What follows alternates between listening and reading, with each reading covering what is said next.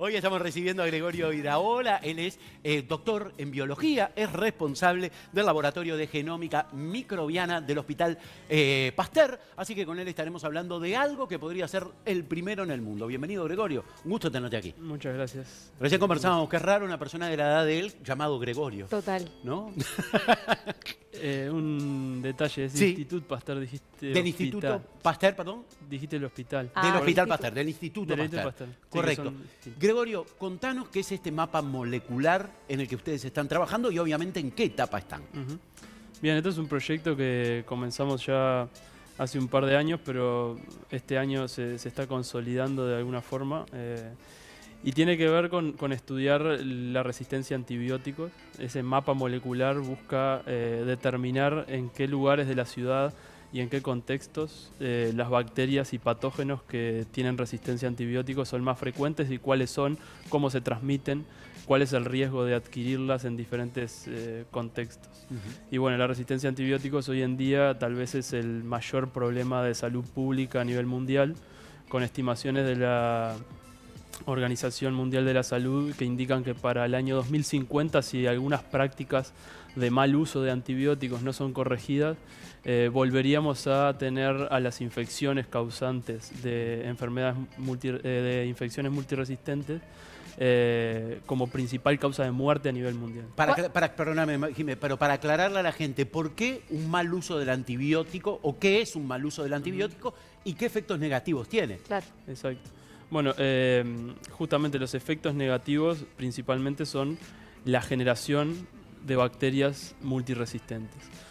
Cuando los antibióticos son administrados cuando no se deben, por ejemplo, cuando no hay infecciones bacterianas, cuando hay infecciones virales, eso genera una presión, es decir, favorece que las bacterias adquieran resistencia a antibióticos. Esa resistencia se puede transmitir muy fácilmente entre las bacterias y quedar como reservorio en determinados lugares.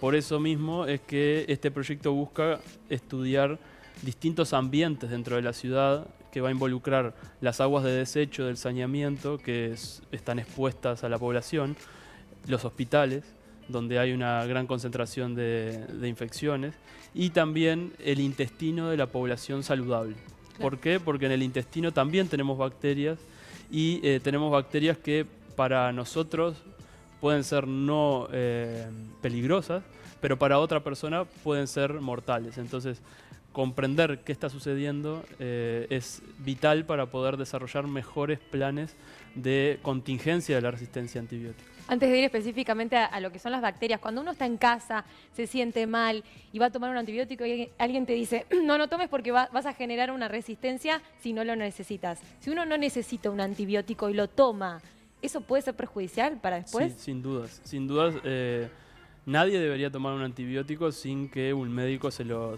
prescriba. Esto es porque justamente las bacterias tienen la capacidad de cambiar muy rápidamente, de mutar, y ante la presencia de un antibiótico, una bacteria se puede volver resistente muy rápidamente. Incluso nosotros estamos llenos en nuestro cuerpo de bacterias que son buenas, entre comillas, que no nos están causando infecciones, es decir, que son parte incluso de nuestro organismo, a lo que llamamos hoy en día microbioma, y sin esas bacterias no podríamos sobrevivir, de hecho, porque son parte fundamental de nuestra fisiología, de nuestro funcionamiento. Y esas bacterias también pueden adquirir resistencia, por más de que no son patogénicas ni son peligrosas para nosotros, y luego transmitírselas a otras bacterias que sí lo son. Entonces, nosotros tomando antibióticos cuando no lo necesitamos, en realidad estamos generando que nuestras propias bacterias buenas, entre comillas, guarden resistencia a antibióticos en su genoma y luego las puedan dispersar hacia otras que sí lo son. Por ejemplo, cuando vamos al baño, toda nuestra materia fecal que va a las cloacas está llena de bacterias. Esas bacterias se mezclan con otras que están en el ambiente y de esa forma, por ese contacto, pueden transmitir los genes que confieren la resistencia y diseminarla por el ambiente y hacer que otras bacterias la adquieran y que luego esas bacterias puedan pasar a otros seres humanos y causar infecciones. Entonces, ahora, me imagino que este mapa molecular va a ser un insumo importantísimo para autoridades, médicos, operadores de la salud, obviamente. Pero si yo viera el mapa, y te lo pido que me lo expliques de la forma más terrestre posible, si yo viera ese mapa, ¿qué es lo que voy a ver? Y bueno, vas a ver, por ejemplo, el mapa de la ciudad de Montevideo. Vas a ver los puntos donde nosotros tomamos muestras, que esas muestras van a ser sobre todo agua residual en más de 30 puntos de la red de saneamientos de Montevideo, incluidas las playas también, que en el bloque anterior estaban hablando justamente de la seguridad de las playas. En Montevideo también hay un tema con que el saneamiento en ciertas ocasiones desborda hacia las playas, entonces hay un tema sanitario ahí también. Y ese mapa va a incluir determinados hospitales con los que estamos trabajando, entonces tú vas a poder ver con colores, por ejemplo, o con gráficas, la frecuencia, es decir, la abundancia de determinadas bacterias patógenas y específicamente qué mecanismos de resistencia a antibióticos esas bacterias tienen. ¿Qué mecanismos es importante? Porque genéticamente los mecanismos que confieren resistencia a distintos tipos de antibióticos son diferentes. Y es importante saber cuáles son los que están presentes para poder determinar cuáles antibióticos son los más efectivos o los menos efectivos. De esa forma, a partir de la información de ese mapa, que además va a incluir otro tipo de información temporal y geoespacial, la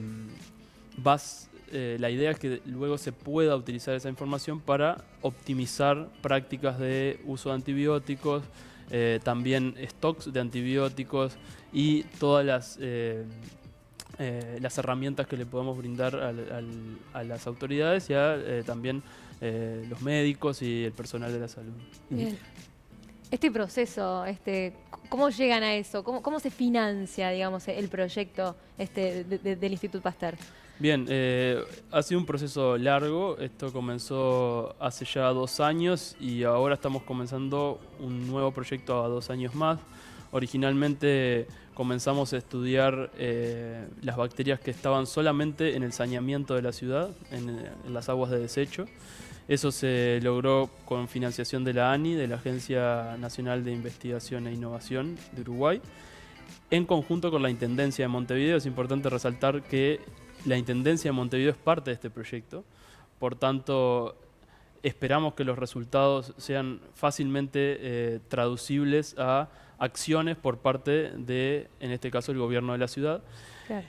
Y también estamos trabajando muy fuertemente, ya con un acuerdo firmado durante el año pasado con el Hospital Maciel, en el cual estamos haciendo un estudio que involucra toda esta caracterización de bacterias en el ambiente hospitalario, en diferentes salas, en las superficies del hospital, en los pacientes, en los efluentes del hospital. Entonces, hoy en día el Hospital Maciel es el único hospital de la ciudad y de Uruguay que está aplicando estas herramientas de alta tecnología, genómicas y metagenómicas, para realizar una caracterización de su ambiente microbiológico, y en función de esos resultados poder optimizar sus prácticas de cuidado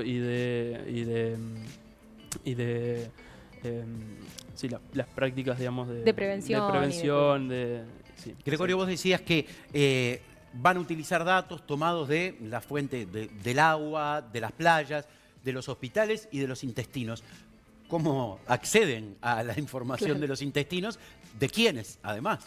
Sí, eso también es un trabajo que llevamos a cabo en conjunto con otros grupos de investigación y otras instituciones, fundamentalmente con la Universidad de la República y específicamente con la Cátedra de Gastroenterología de la Facultad de Medicina, y con otras también dependencias de la Facultad de Medicina que funcionan en el Hospital de Clínicas, a través de las cuales podemos tener acceso tanto a muestras de materia fecal de población enferma con algún tipo de patología gastrointestinal como saludable, por estudios que ya están en marcha sobre la población, sobre todo de Montevideo, pero también en algunas otras partes del país. Entonces, cabe destacar que es un proyecto multidisciplinario y multiinstitucional, en el cual el Pasteur tiene un rol protagónico, pero también participan, ACE, la Intendencia de Montevideo, la Facultad de Medicina, la Universidad de la República, por ende. Yendo bien a lo concreto, ¿no? Yo me imagino lo que es este mapa, que se puede visualizar en la web, más allá del hospital y de los lugares que tú nos decías, ¿dónde específicamente en lo que es la ciudad de Montevideo se encuentran esas zonas más vulnerables? Bien. Todavía no se puede visualizar porque está en construcción, digamos, Bien. pero Se podrá. Se podrá. Bien, en la ciudad hay distintos contextos, obviamente. Sobre todo hoy en día, desde el punto de vista del saneamiento, la parte de mayor exposición para la población se da en la región oeste de la ciudad, porque recién ahora se está culminando la obra del nuevo emisario, que es el caño que elimina las aguas de desechos hacia el medio del Río de la Plata. Hay uno en Punta Carretas, que seguramente todos lo conocemos, que toma el agua de casi toda la región centro y este de la ciudad. Y ahora en la región oeste se está terminando una obra que va a posibilitar hacer lo mismo de toda esa región. Estamos hablando del cerro hacia el oeste.